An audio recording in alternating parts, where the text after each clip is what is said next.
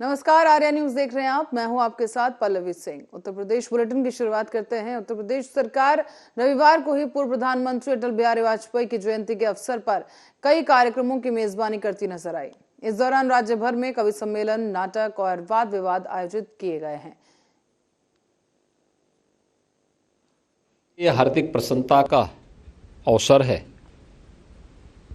कि आदरणीय प्रधानमंत्री जी के प्रेरणा और मार्गदर्शन में देश के अंदर वायु सेवा के क्षेत्र में विगत 8 वर्षों के अंदर जो क्रांतिकारी परिवर्तन देखने को मिला है, उस क्रम में आज बेंगलोर, लखनऊ, मुंबई का ये नया रूट प्रदेश की राजधानी लखनऊ से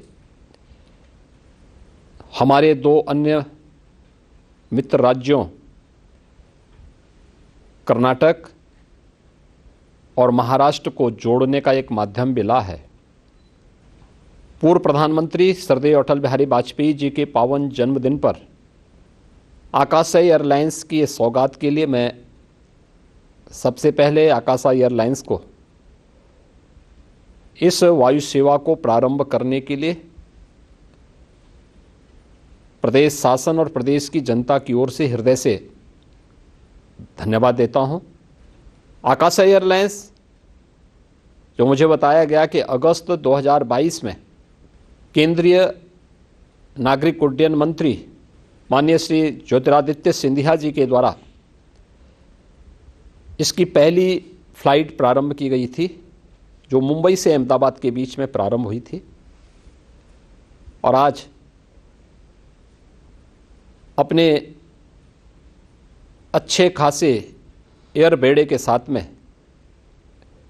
इन्होंने अपनी बेहतरीन सेवा के माध्यम से एक शहर को दूसरे शहर से जोड़ने की दूरी को बहुत नज़दीक किया है। वास्तव में आज के समय में जब हर व्यक्ति के मन में एक नई महत्वाकांक्षा है, विकास के प्रति एक नई होड़ है, उन स्थितियों में हमें उतनी तेज गति से ट्रांसपोर्टेशन की सुविधा भी मिलनी चाहिए, और वह ट्रांसपोर्टेशन की सुविधा के लिए प्रधानमंत्री जी की उड़ान स्कीम एक बड़ी भूमिका का निर्वहन कर रहा है। उत्तर प्रदेश जैसे राज्य ने पिछले 5-6 वर्षों के अंदर इस योजना का सर्वाधिक लाभ लेने वाले राज्यों। और अब खबर रायबरेली से है, जो आपको बता दें कि लखनऊ प्रयागराज नेशनल हाईवे पर करोड़ों की जमीन पर सदर विधायक अदिति सिंह की दबंगई सामने आई है। यहां सुयश रेस्टोरेंट के पास बैठकर जमीन पर कब्जा कराया गया है और सत्ता पक्ष के दबाव में जिला प्रशासन मूक दर्शक बना बैठा है। बताया जा रहा है कि विपक्षी महिलाओं ने सदर विधायक को इस दौरान अभद्र भाषा का उनके सामने प्रयोग किया, और रायबरेली में भूमाफियाओं को ही नहीं, कानून का डर, और ये साफ देखा जा रहा है जहां पर धड़ल्ले के साथ अवैध तौर पर कब्जा किया जा रहा है।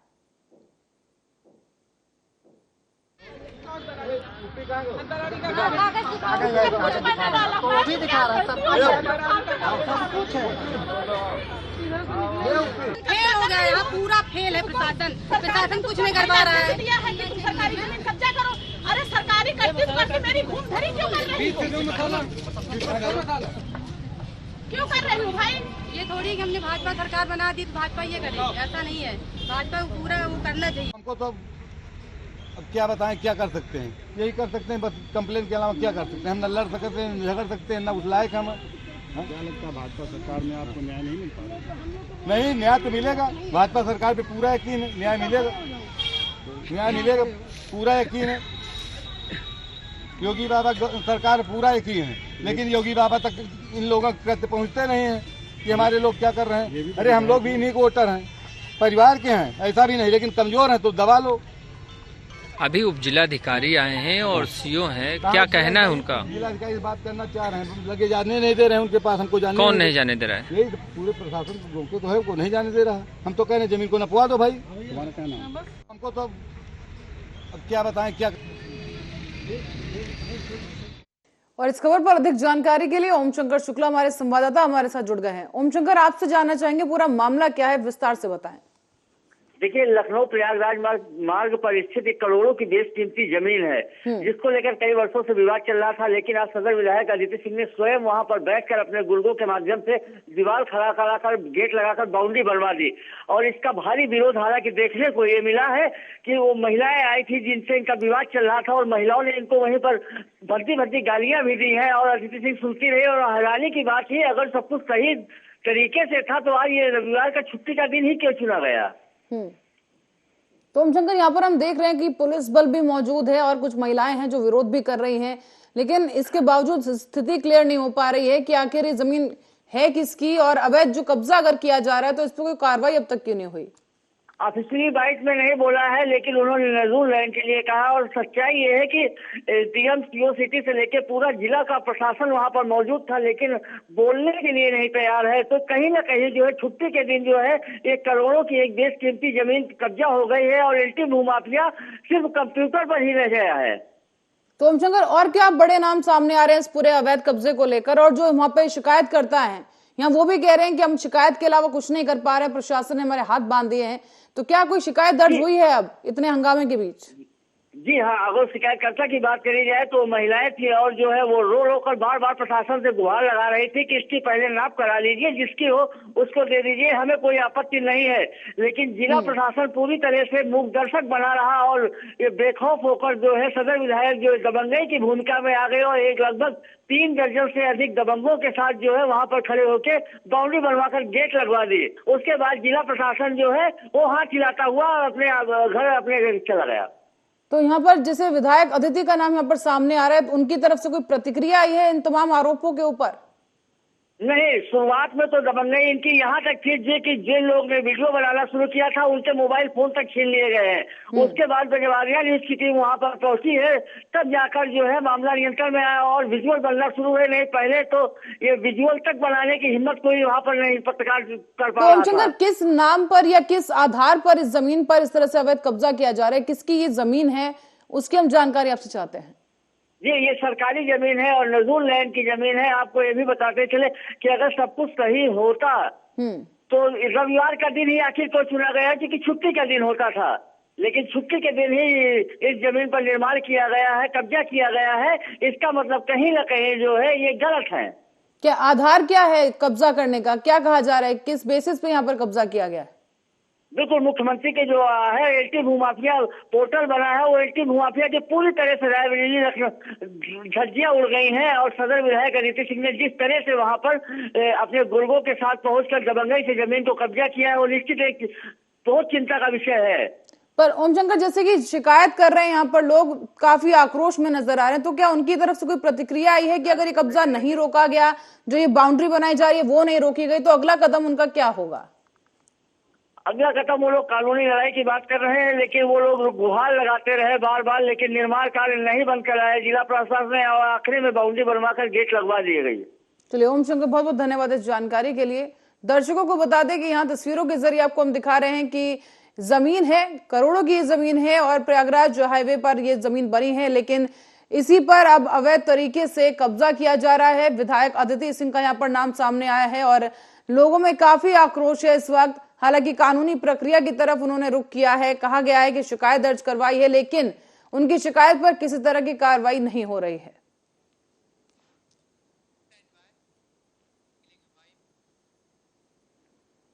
और अब गोरखपुर की ओर रुख करेंगे, जहां से खबर है। बता दें कि पूरे देश और दुनिया में क्रिसमस के त्योहार पर खुशियां मनाई जा रही हैं और हर्षोल्लास के साथ क्रिसमस का दिन मनाया जा रहा है। प्रभु यीशु के जन्म का ये उत्साह यहाँ पर लोगों में साफ दिख रहा है।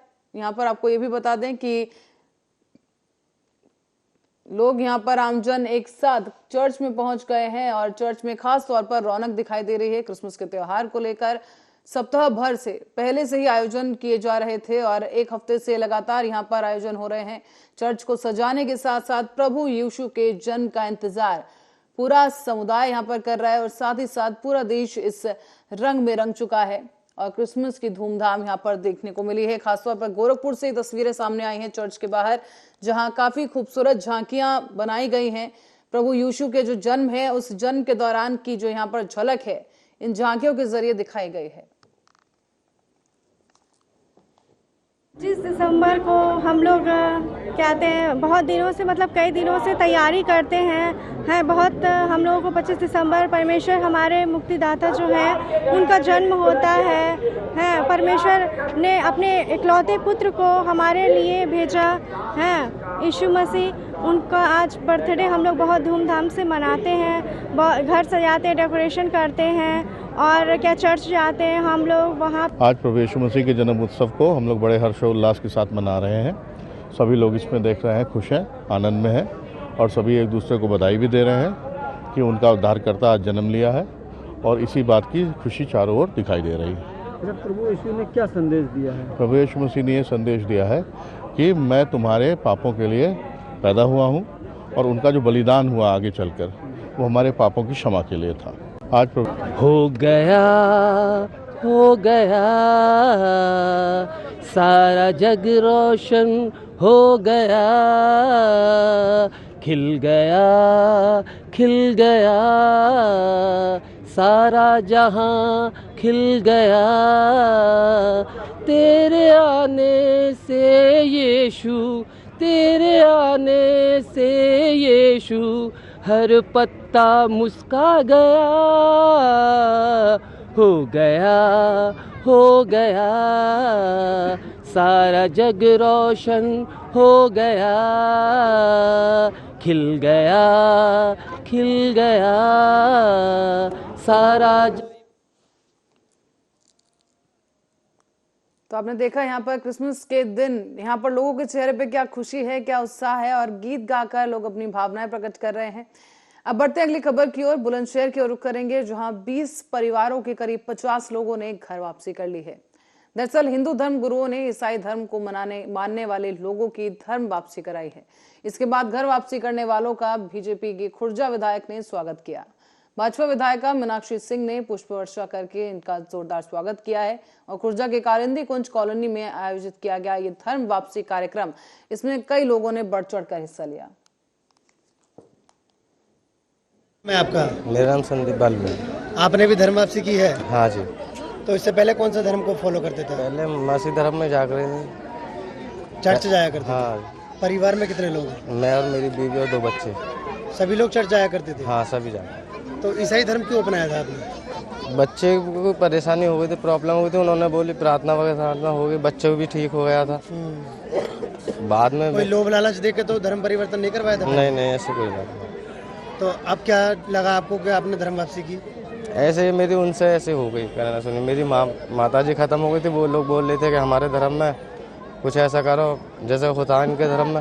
मेरी माँ की इच्छा यही कि जो हिंदू रिवाज में जैसे हम पहले थे, मेरा अंतिम संस्कार ऐसे ही हो। अच्छा, तो मैं अपनी माता पहले आपने अंतिम पढ़े, क्या नाम लिखते हैं? नमस्कार, मेरा नाम हेमंत सिंह है, सामाजिक संस्था राष्ट्रीय चेतना मिशन का अध्यक्ष हूँ।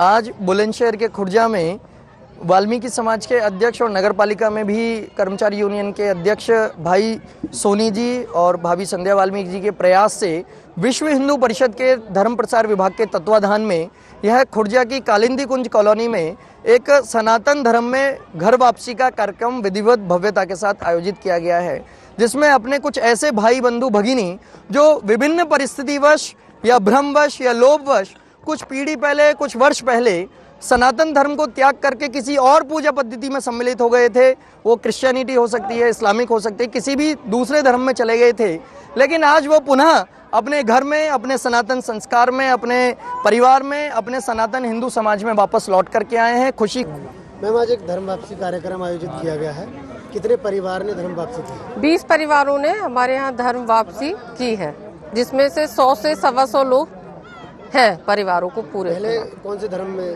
ताल्लुक रखते थे? पहले अलग अलग क्रिश्चियन थे, अलग अलग धर्मों में थे, लेकिन अब वो सब सनातनी धर्म को अपनाकर बहुत खुशी से आए हैं। मैम, आज एक धर्म वापसी कार्यक्रम आयोजित किया गया है, कितने परिवार ने धर्म वापसी की? 20 परिवारों ने हमारे यहाँ धर्म वापसी की है, जिसमें से 100 से 125 लोग।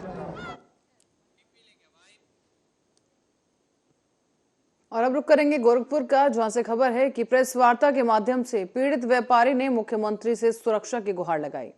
दरअसल किराना मंडी साहबगंज व्यापारी मनीष जैन ने कुछ दिनों में हुए निष्कासन के बाद मिल रही जानमाल की धमकी से परेशान होकर आज प्रेस वार्ता के माध्यम से मुख्यमंत्री योगी आदित्यनाथ से न्याय और सुरक्षा की गुहार लगाई है। हमारे साथ मौजूद है किराना कमेटी के सदस्य और सिद्धिविनायक ट्रेडर्स के मालिक। अब ये पिछले कुछ दिनों से बहुत ही भयभीत और परेशान है। आए जानते हैं क्या कुछ किस लिए भयभीत हैं, क्यों परेशान हैं। नमस्कार। आप पिछले कई दिनों से परेशान है, क्या बात है?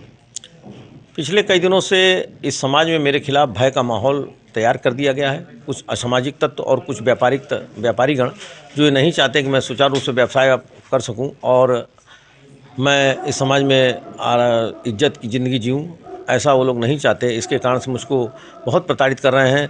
दिन भर मेरे दुकान पहुंचने के बाद मुझको गालियां ही गालियां बकते रहते हैं, जिसमें से प्रमुख व्यक्ति है राजेश कुमार गुप्ता और राजू।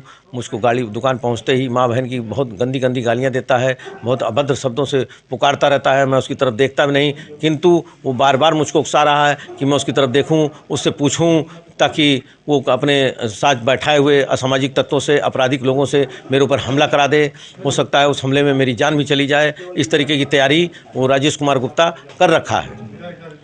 क्या मांगे हैं आप लोगों की? मेरी मांग है ऐसे असामाजिक तत्व को प्रशासन संज्ञान में लेकर के बुला करके पूछे, मामले को सही पाए जाने पे उसको दंड दे। इनकी मांगे हैं कि सही तत्व। गोरखपुर में प्रधानमंत्री नरेंद्र मोदी के मन की बात कार्यक्रम का सीधा प्रसारण चंद्रलोक कुष्ठ सेवा आश्रम में पूर्व केंद्रीय वित्त राज्य मंत्री शिव प्रताप शुक्ला ने भाजपा कार्यकर्ताओं और कुष्ठ रोगियों के साथ सुना। इसी के साथ ही दिवंगत अटल बिहारी वाजपेयी के जन्मदिन को भारतीय जनता पार्टी सुशासन दिवस के रूप में मना रही है। इसी कड़ी में पूर्व केंद्रीय वित्त राज्य मंत्री शिव प्रताप शुक्ला ने कुष्ठ सेवा आश्रम में अटल बिहारी वाजपेयी के चित्र पर माल्यार्पण कर कुष्ठ रोगियों में फल और मिष्ठान वितरण किए। जन्मदिन मनाने के लिए हम लोग कुष्ठाश्रम में आए हुए हैं और ये हर साल उनके जन्मदिन पर कुष्ठाश्रम में फल वितरण, मिष्ठान वितरण का कार्यक्रम भारतीय जनता पार्टी के कार्यकर्ताओं द्वारा किया जाता है। आज के मुख्य अतिथि शिव प्रताप शुक्ल जी पूर्व राज्य मंत्री भारत सरकार थे और अभी उन्होंने वितरण करके गए हैं और भविष्य में भी हम लोग यहाँ अपना योगदान। कोरोना को लेकर उन्होंने कहा हो, क्या कुछ कहना चाहिए, संदेश देना चाहेंगे आप लोग? देखिए, प्रधानमंत्री जी के मन की बात में आज विभिन्न स्थानों की बात बताई गई है। जैसे कर्नाटक में सुपारी के रेशे से किस प्रकार से वहाँ के लोग प्रोडक्ट बना रहे हैं उसको बताया गया। बांस के रेशे से किस प्रकार से उद्योग स्थापित हुआ है। जब भारत सरकार ने पुराने नियम को जो अंग्रेज़ों के समय से चल रहा था उसको बदल कर करके बम्बो वेस्ट लोगों को उसका उपहार दिया है।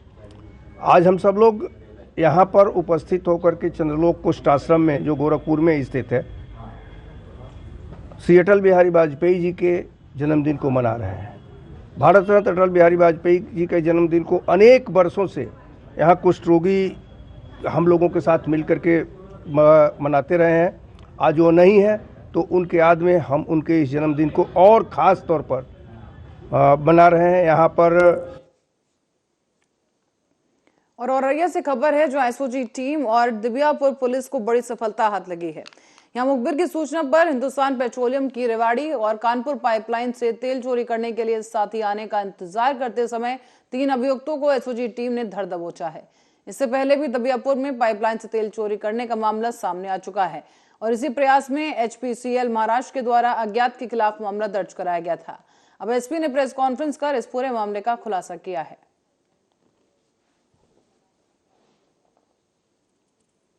चोरी के 3 अभियुक्त पकड़े गए, क्या मामला था? दिनांक 12/13 दिसंबर 2022 की रात्रि में थाना दिबियापुर के ग्राम हरचंदपुर में एक हिंदुस्तान पेट्रोलियम लिमिटेड की पाइपलाइन से चोरी की नीयत से खुदाई करके चोरी का प्रयास करते हुए, पूरा डीप है 5-6 फीट डीप, उसको खोदकर पाइपलाइन में सेंध लगाने का प्रयास किया गया था, जिसकी सूचना एचपीसीएल ने तत्काल मुझे दी वरिष्ठ अधिकारियों को सूचित करते हुए इसमें समीचीन धाराओं में अभियोग पंजीकृत किया गया।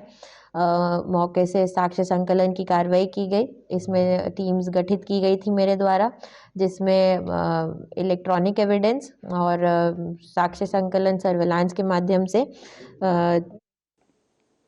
और अब आपको बता दें कि पूरा मामला अलीगढ़ से सामने आया है, जहां थाना दिल्ली गेट क्षेत्र के इंदिरा नगर में आज सुबह ही नहा रहे मां बेटे अचानक आग लगने के कारण गंभीर रूप से झुलस गए।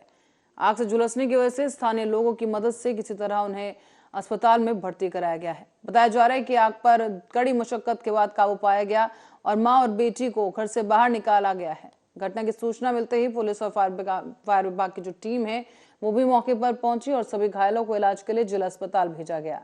बताया जा रहा है कि उनकी स्थिति फिलहाल गंभीर है, जिसके चलते डॉक्टर ने उन्हें जेएन मेडिकल कॉलेज रेफर कर दिया है।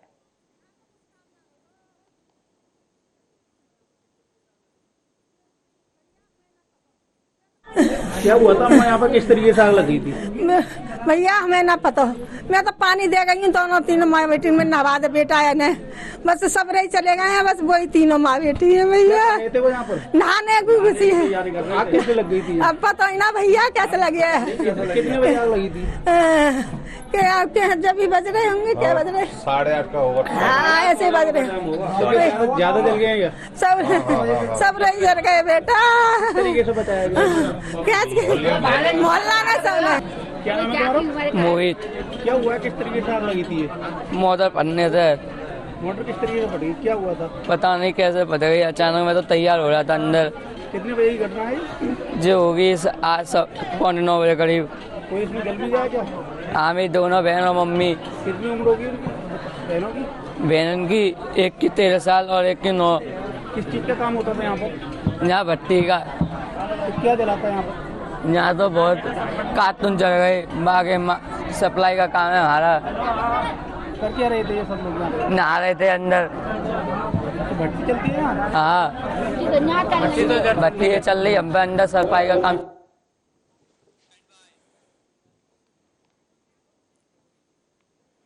और अब खबर हमीरपुर से है, जहां ममता को शर्मसार कर देने वाला एक मामला सामने आया है। यहाँ एक कलयुगी मां ने अपने नवजात शिशु को फेंक दिया और मौके से फरार हो गई। इस मासूम बच्ची को देखने मौके पर लोगों की भीड़ उमड़ गई। सूचना पर पहुंची पुलिस ने जांच पड़ताल शुरू कर दी है। मोधा कस्बे के हैदरगंज मोहल्ले का यह मामला है, जहां पर अज्ञात कारणों के चलते एक शिशु मिला है। बताया जा रहा है कि मां इस शिशु को यहां से फेंक कर फरार हो गई है और जैसे इसकी आवाज सुनी तो आसपास लोगों की भीड़ इकट्ठा हुई। इसके बाद पुलिस को सूचित किया गया है। तस्वीरों में आप देख सकते हैं कि पुलिस घटनास्थल पर मौजूद है और बच्चे को पुलिस ने अपने पास रखा है इस वक्त और जांच पड़ताल की जा रही है। इसकी मां की तलाश की जा रही है। निजामुद्दीन है। आज यहाँ क्या मामला हो गया? यहाँ पे मैं मस्जिद कॉम्प्लेक्स पे गया हुआ था, वहाँ से आया तो मेरे घर के सामने भीड़ लगी हुई थी। पता चला, जानकारी ली लोगों से तो पता चला कि यहाँ कोई बच्चा छोड़ गया, नाली पे पड़ा हुआ है हमारे घर के सामने नाली। किस मोहल्ले में? ये हैदरगंज मोहल्ला है, जेसी कॉन्वेंट के पास गोल मार्केट में। पुलिस को सूचना दी नहीं थी? जी पुलिस को सूचना दी है, वो लोग आए थे, अपना इसकी जाँच कर रहे हैं, शायद बच्चा लेके चले गए हैं। मेरा नाम निजामुद्दीन।